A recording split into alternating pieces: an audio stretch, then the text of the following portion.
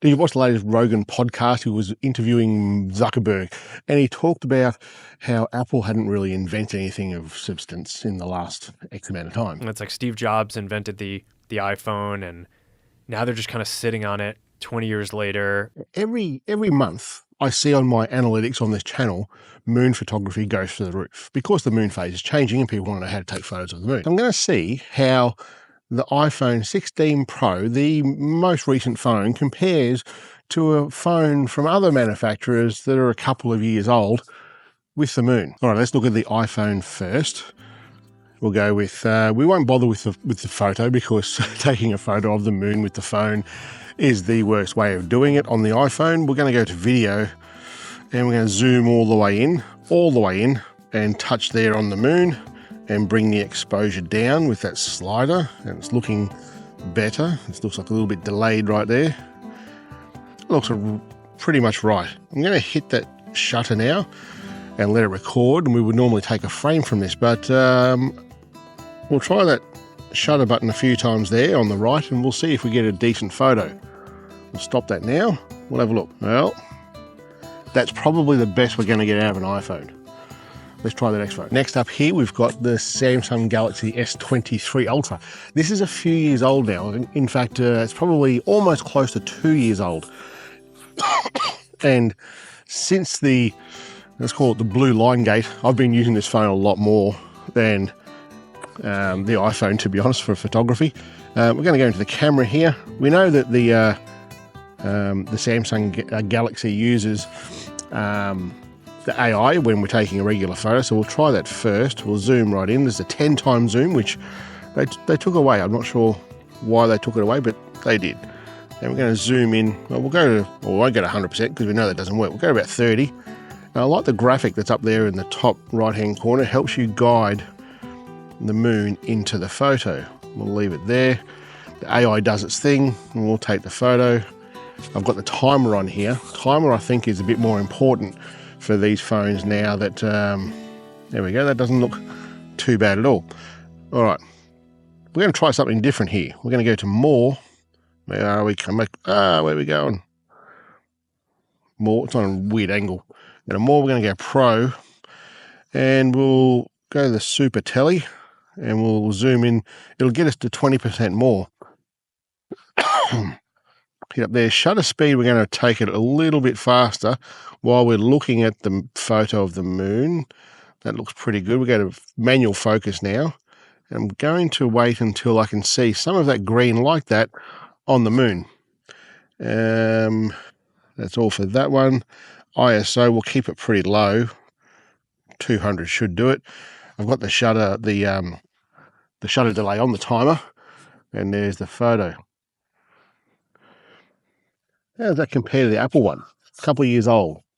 This was the flagship phone, if you like, on the Samsung phones and the Samsung range a couple of years ago. And well, how does that photo compare to the Pixel? Well, Pixel. Let's try the Pixel. Whenever you put a phone into a phone holder like this, you've got to be mindful of these buttons. The new button on the iPhone down the bottom here is a bit of a pain for these sorts of phone holders. This is the Pixel phone. The Pixel, what is this one? Pixel 8 Pro. And we'll try just with the regular camera first, and we'll zoom right in. We'll see what we can get. I really like with the Android phones how they bring that graphic to the top right-hand corner so you know where that moon has moved off of the screen. Come on, down a little bit. There we go. Oh, look at that. It'll probably, once it starts doing its focusing and exposing, it'll probably drop a bit, actually. You gonna let me do that? No.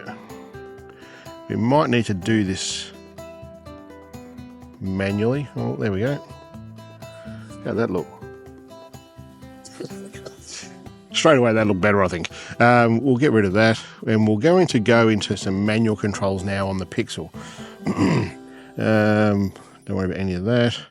Let's go to focusing. I'm not sure if there's a focusing aid on a Pixel. I don't think that there is. I'll have to have a look through the settings here and see if there is. Obviously, that's not focusing very well. We'll move this a bit further. There we go. That doesn't look too bad.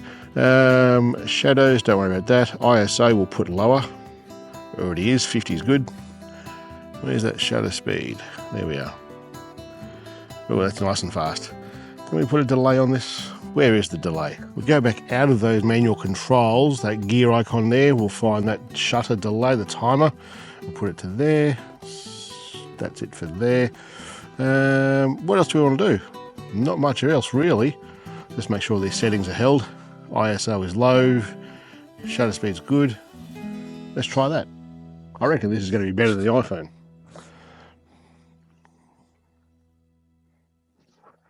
That looks pretty damn good, I think.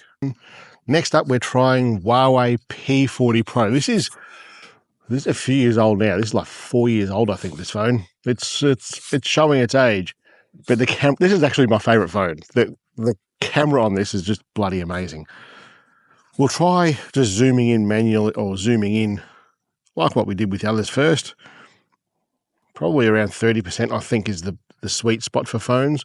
And you can see there on the screen the Huawei's even trying to focus for you automatically, which it does do pretty well.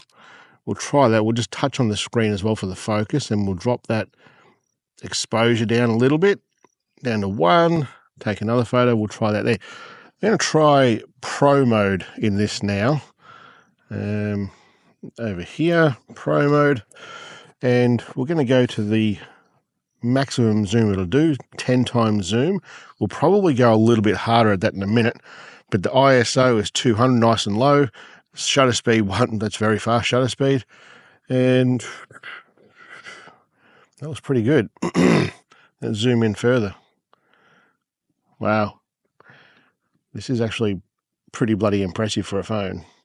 And Huawei, if you guys didn't know, some time ago, they you used to be able to get, let me just turn that screen recording off. You used to be able to get, do a test with the Huawei to put like a ping pong ball up against the black carpet or black sheet or curtain or something, and it would actually turn that ping pong ball into the moon. It was dodgy as. Stepping down from that, you've got the Samsung Galaxy adding details to the moon when you're doing it in automatic mode, uses that AI to add details to the moon that it can't actually see. And I've done videos on that and proven that 100%. I'll link it wherever. But when you look at these phones, these are some older phones here. Well, have a look at these photos. You've got the iPhone 16 Pro, brand new phone. Then we've got a 2-year-old Samsung Galaxy S23 Ultra. There's the automatic one, and here is the manual one. And then we've got the Google Pixel 8 Pro, again, a couple of years old, that phone, and the Huawei, which is older again.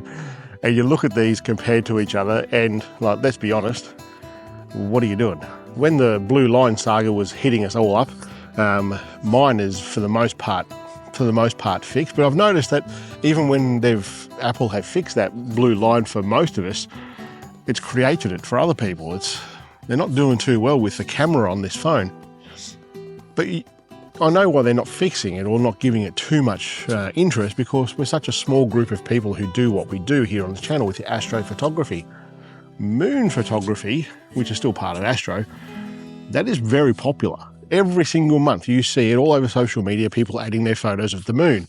You see it when you have a party in the backyard and the moon's coming up, people pull out their phone and take photos of the moon. Everyone does it. Yet the brand new cutting edge technology from iPhone isn't doing nearly as well as phones that are 2 years old or even 4 years old. God, I hope they're better next year.